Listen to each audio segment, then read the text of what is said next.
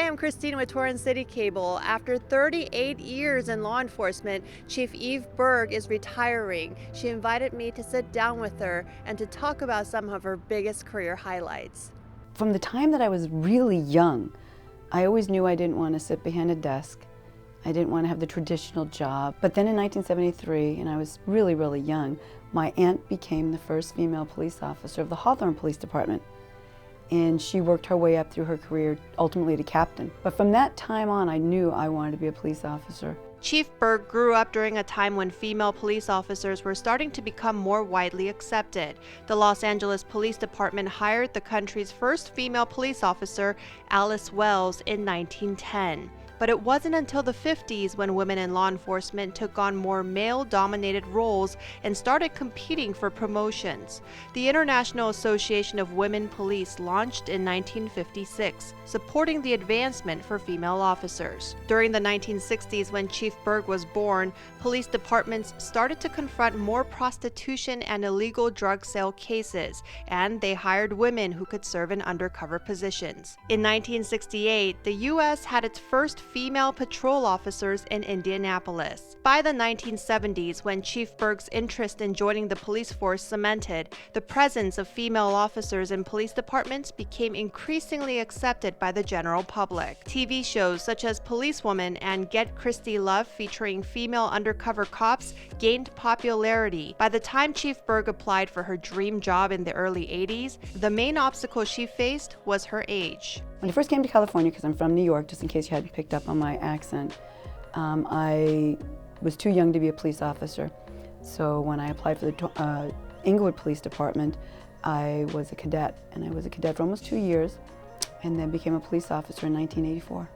She says many trailblazing women were already working at the Inglewood Police Department when she arrived, but she still came across someone who wasn't so welcoming. There was actually a high-ranking executive who brought me into the office, and he said, "So what are your goals for the organization?" And I said, "What do you mean goals?" He goes, "Now that you're out of the academy, what do you want to do here?" And I said, "Well, I'd really just like to learn my job first." And he said, okay, let's get past that. I get it, you want to learn your job. But what do you want to do?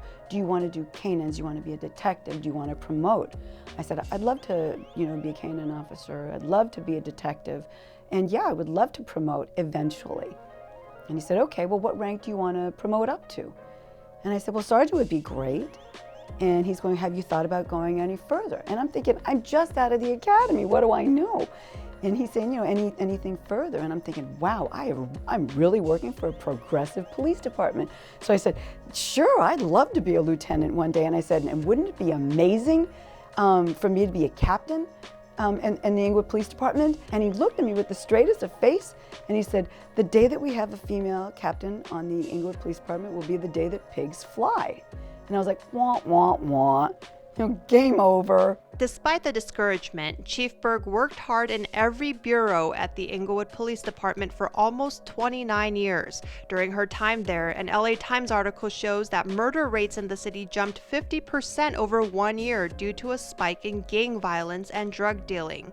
The Inglewood Police Department also saw the number of shootings involving its officers more than triple during that same period, again attributing to an increase in gang and drug activities. Chief Berg recalls her boss at the time getting creative with the ways in which she could help catch these criminals. I remember my first training officer. He was very proactive in policing, and he would have me hiding in certain places to pop out, because at the time rock cocaine freebasing was very, very big, and there was a drug problem in the city there.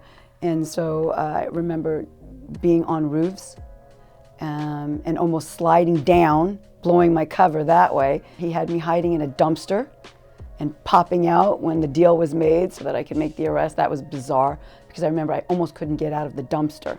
It was nasty too, not gonna lie. Chief Berg also remembers some crucial work gear not being available in her size back then. Bulletproof vests for women were non-existent. We had to wear a man's vest, so I had to wear a small man's size bulletproof vest. And I remember sitting down the first time in the briefing room and becoming like a turtle, because the whole vest just went all up around me. When Chief Berg became a detective and was assigned to sex crimes and the child abuse unit, she says her maternal instincts started to kick in. Anytime there was a child abuse victim, I wanted to take him home.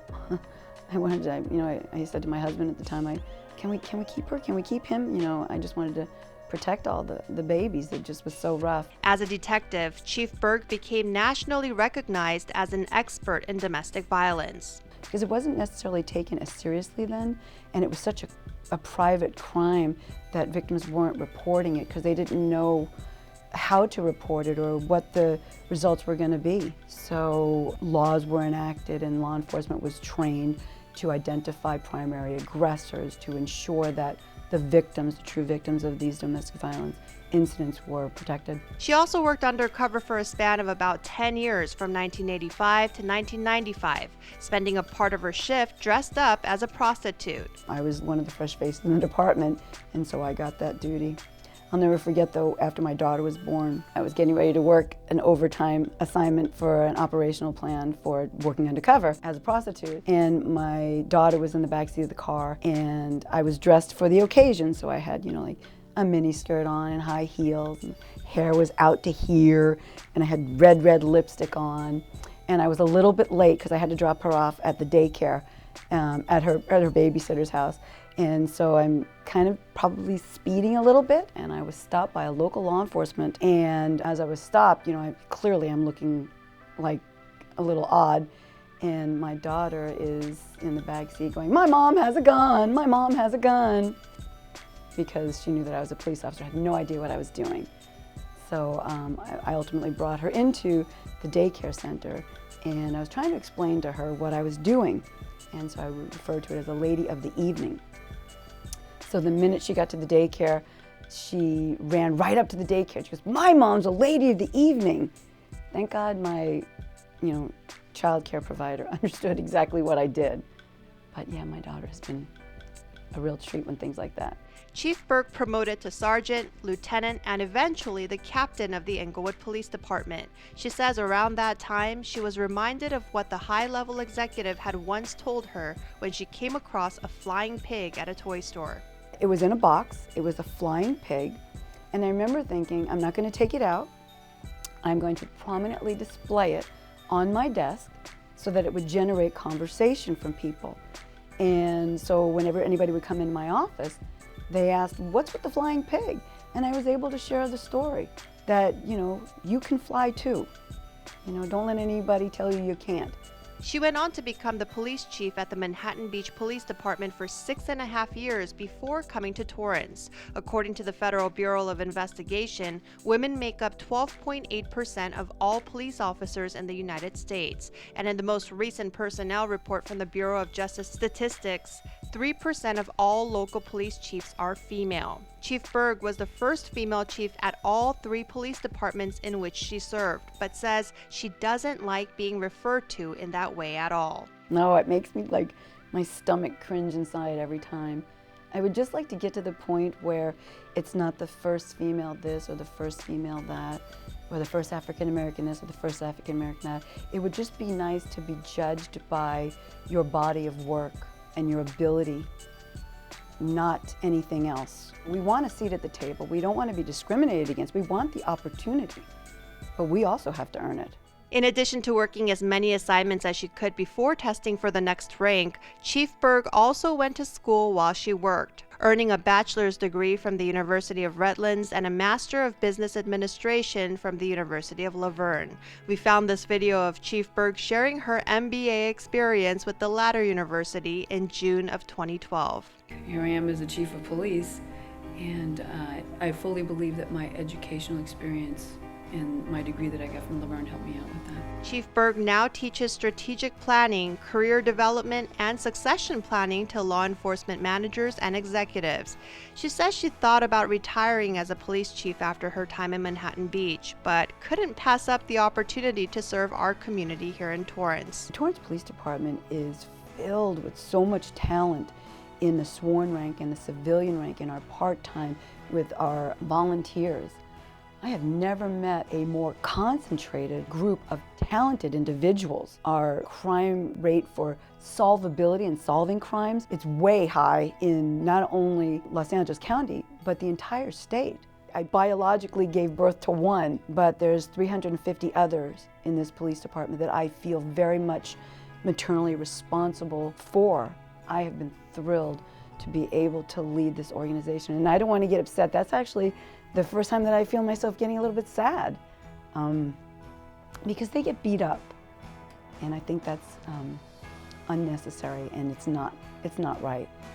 Because I watch when they come to work every day in the Torrance Police Department, where people are yelling at them or screaming at them for an incident, and they don't deserve that, because every single day they'll still come in, they'll put their uniform on, and they'll stand in the way of danger to our community. But we can improve, and I understand that. But sometimes I think they get beat up unnecessarily, and it's wrong. And I just want them to know that it has been an honor to lead them these last 3 years. She says she's grateful to have served a group of people who have shown her kindness, especially during a time of crisis. This year has been really tough on the organization. We had to deal with a cyber incident in the beginning of the year. And then almost immediately, we were hit with COVID. And then we were hit with civil unrest. And then we were hit with uses of force and officer-involved shootings all throughout the entire United States. And then we were hit with a second civil unrest.